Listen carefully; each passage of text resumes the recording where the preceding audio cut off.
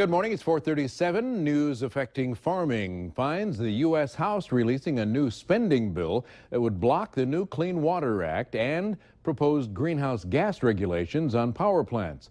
Those provisions, plus another that would continue to delay any listing of the greater sage grouse under the Endangered Species Act, all included in the bill to fund the Environmental Protection Agency, the Forest Service, and the Department of Interior for fiscal 2016.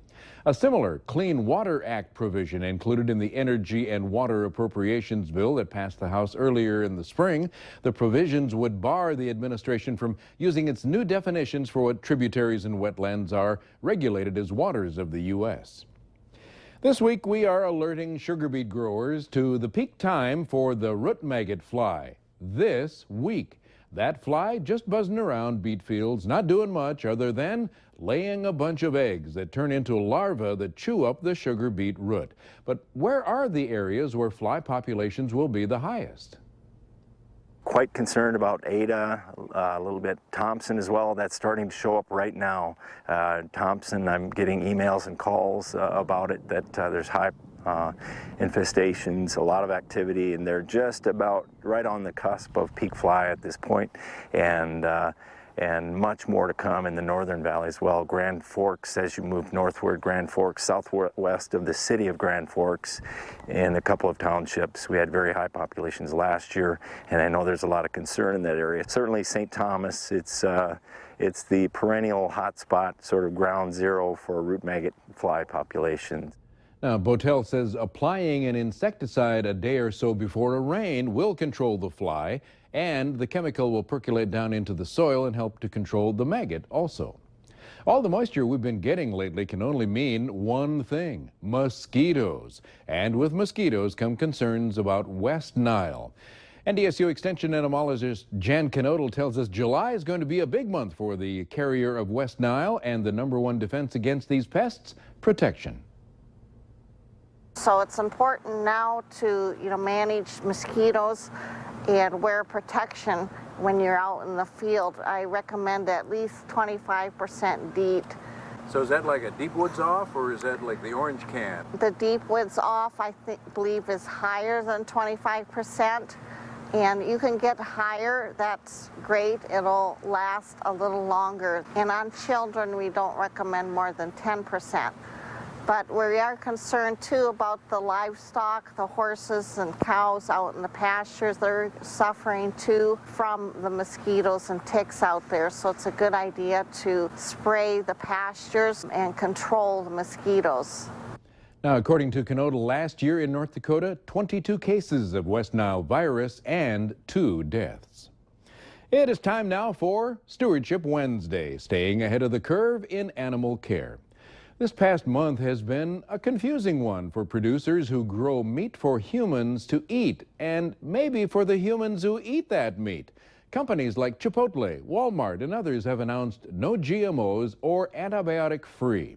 Well, last week, even the White House held an antibiotic resistance forum and chose to announce at that venue that food served at the White House will now be antibiotic-free and hormone-free when possible. So what does it all mean for livestock producers?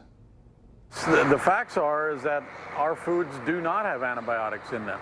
We have a pretty tight system in this country. The Food and Drug Administration, known as the FDA, regulates what products you can actually give to an animal, and they do so based on whether they work or not, and are they safe in the environment and safe for humans and safe for animals. And then beyond that, every animal that goes through our supply system gets inspected.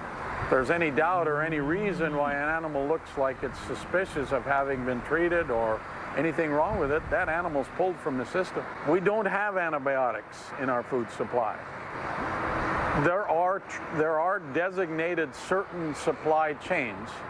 Sometimes we use the term natural, sometimes it's called organic. And those natural supply chains, they'll be designated as antibiotic-free, never given antibiotics, or maybe never given an antibiotic in the last 120 days, or they're designated hormone-free.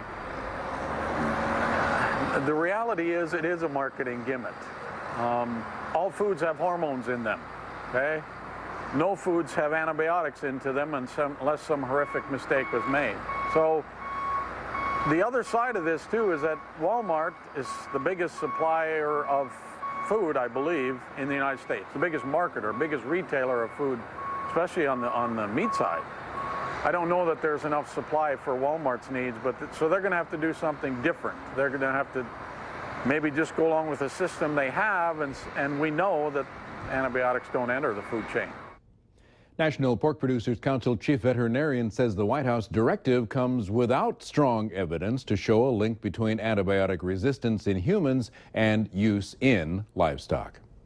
Well, here's one for the record books. In fact, it is a record. A litter of 25 piglets, 25 delivered during 36 hours of labor in Mexico. According to the mother pig's owner, 22 are healthy, 3 were in incubators shortly after they were born or under observation by a veterinarian. This was in Quintana Roo State in Mexico and breaks the previous Mexican record piglet litter of 18. Poor mama. It's 4:43. Where is that rain and how soon will it get here? We'll take a look at the farming forecast coming up next.